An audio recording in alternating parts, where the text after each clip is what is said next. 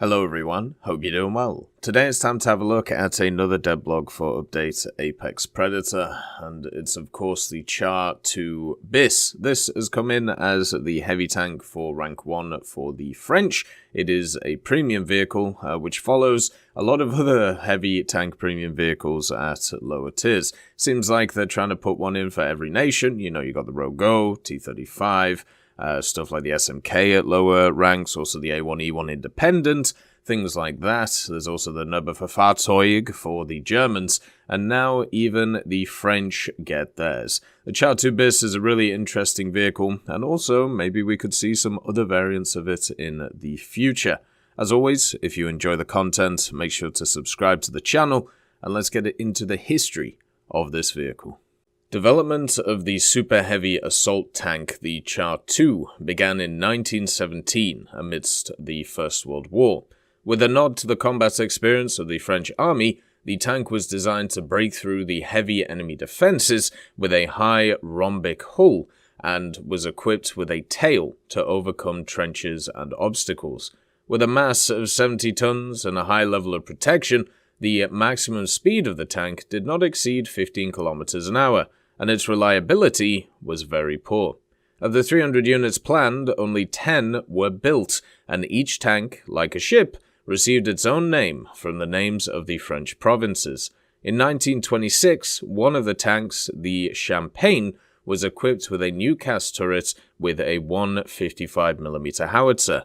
The new turret was smaller than the original turret with a 75mm gun, but required the dismantling of 2 machine guns.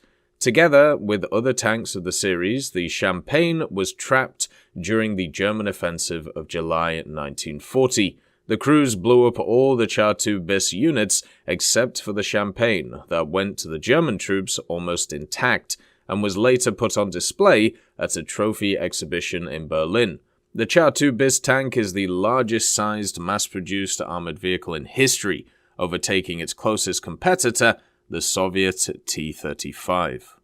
A lot of people for many years have asked for the Char 2C to come to the game, and of course with the 2bis or just the Char 2 family in general. And it is nice to see it, even if it's in a premium form. There are other vehicles of the series that we could easily see in the game, and now with the model done, only small little adjustments would have to be made in order for it to come in. The vehicle itself has 12 crew members, which is just completely ridiculous when it comes to the vehicle, but then again, it was designed on the ideas or principles of the First World War.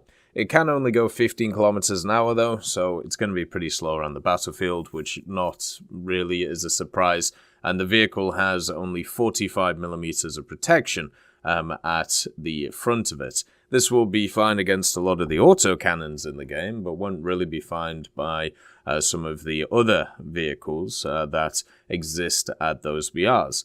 The vehicle also has many different areas of spaced armor, especially on the side of it, so even if you penetrate one of the layers, it may not go through. If you've ever faced stuff like the B1bis and the B1 Ter, you'll be used to this stuff, and it can be very annoying as a general vehicle. The gun itself is quite fun to use, but obviously is incredibly limited. Being such a large caliber means that it has a large reload, so you can donk somebody and then you kind of just sat there not really doing anything. You have some machine guns as well, I suppose, one in the back and one in the front, but it's not really going to do too much stuff.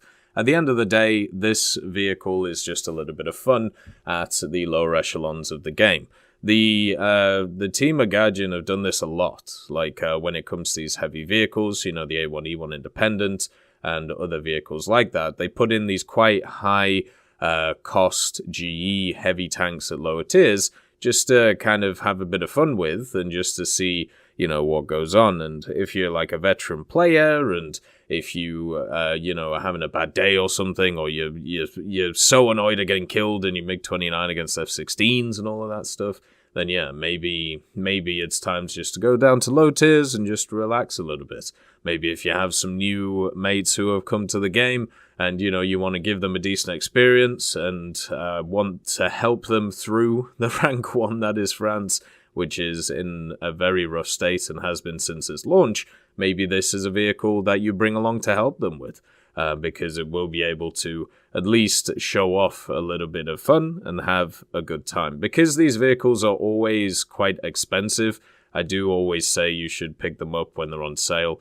The cost of them is so high for the rewards that you get back, and right now, when it comes to the winter sale, guess what's on offer? The starter packs. And the starter packs for France are way better than this vehicle. Like, it's infinitely better value for money than the Char 2bis. But at the end of the day, I suppose this is more of one of those iconic tank purchases where you see it and it's like, you know what, I want to have that because it's a piece of history and all of that stuff.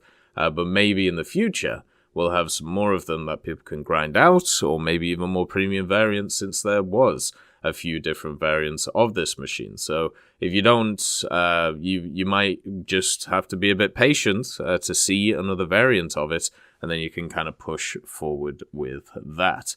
But I think in general, for the vehicle, it's nice to see France Rank 1 get another machine that is at least usable. There's a lot of machines at the lower echelons of France which are very weak and have been for a long time. So to put in a vehicle which actually does have pretty decent armor and also quite a fun donkey gun will help players get into that rank 2 where the French tech tree actually becomes fun. With stuff like the foreign vehicles they have there, like the Shermans, and then also stuff like the Crusaders. As always, I hope you have a wonderful day, and I'll see you next time. I'd like to thank Forge, Siegebreak, Carrion Crow, Nicholas Richardson, Elove Goat, Pyman, Winter Scientist, Merciless Reaper, Orange Tail, Teddy, Daniel Stanton, Moxie, B. Young, and also Sem Arslan, Wilkski, Uncle Bean, Derek R., Bareen, Lafouche, and Samuel Slick for supporting the channel.